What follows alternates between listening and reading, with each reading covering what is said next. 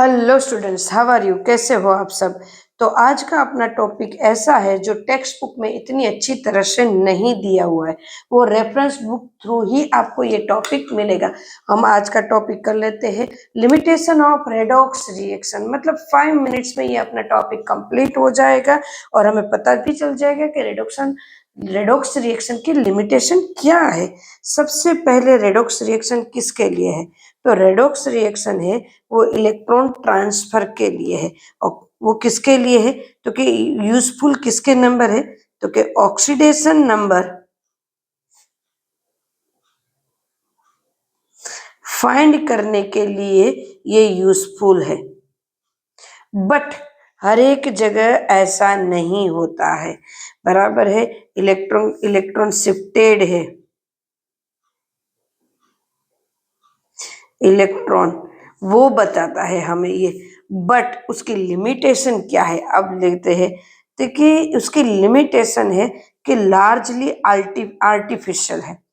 मतलब कि थियोरिकल अलग होता है और प्रैक्टिकली अलग होता है। तो largely artificial.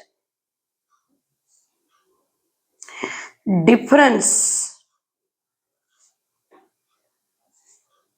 Between theoretical and practically. देखो, मैं पॉइंट वाइज करवा रही हूं ताकि आपको पता चले। ओके, दोनों में एक्चुअल चार्ज क्या है, थियोरिकल और प्रैक्टिकल। देन उसके बाद electron sharing bond, electron sharing bond, covalent bond compound में,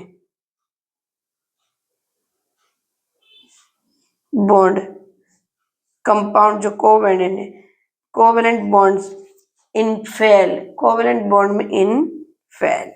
मतलब वो उसको अच्छे से नहीं समझाता, फेल उनमें वो अच्छी तरीके से समझा नहीं सकता है, बराबर है, कोवेलेंट बॉन्ड में।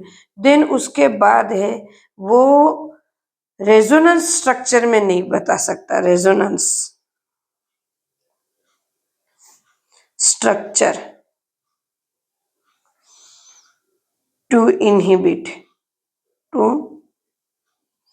इनहिबिट रेजोनेंस स्ट्रक्चर में वो बहुत अच्छे से लोकलाइज नहीं कर सकता। देन रेजोनेंस स्ट्रक्चर की ही बात करें उसमें, तो उसमें वो इलेक्ट्रॉन नेगेटिविटी,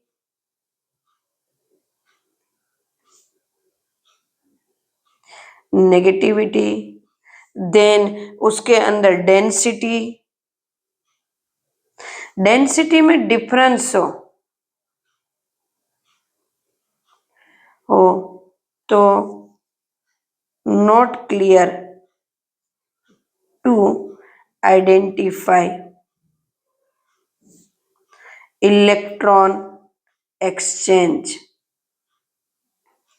मतलब इलेक्ट्रॉन एक्सचेंज को आइडेंटिफाई नहीं कर पाते हम लोग उसमें कि ये किस तरह से ये आया गया, नॉट इतना इजी तरीके से हम उसको कह सकते हैं। देन उसके बाद कॉम्प्लेक्स कंपाउंड, कॉम्प्लेक्स कंपाउंड में वो एक्सप्लेन नहीं पाते, not explain in electron transfer. Electron transfer किस तरह से हो रहा है वो नहीं पता है। And some redox reaction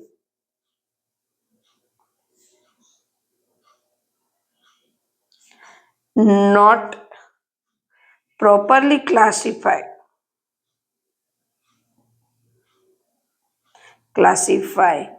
in electron exchange, electron exchange में क्लासीफाई नहीं कर पाते वो अच्छी तरीके से कि वो किस तरह से कर रहे हैं, रेजोनेंस स्ट्रक्चर में नहीं। हाँ, किसी ओके रेडिकल में, रेडिकल एटम्स में, free radical,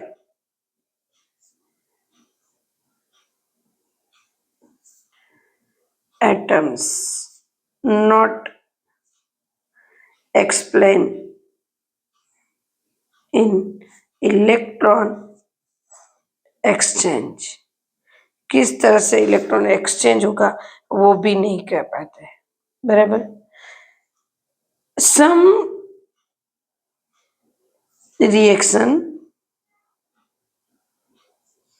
in have many oxidation number in one atom, so not clear exchange electron. मतलब सम रिएक्शन ऐसी होती है कि जो एक ही एटम्स के बहुत सारे ऑक्सीडेशन नंबर होते हैं, तो उनमें वो क्लियर नहीं कर पाता कि वो किस तरह से ये इलेक्ट्रॉन एक्सचेंज हो रहे, उसमें नहीं कर पाता है। फिर ये मल्टीपल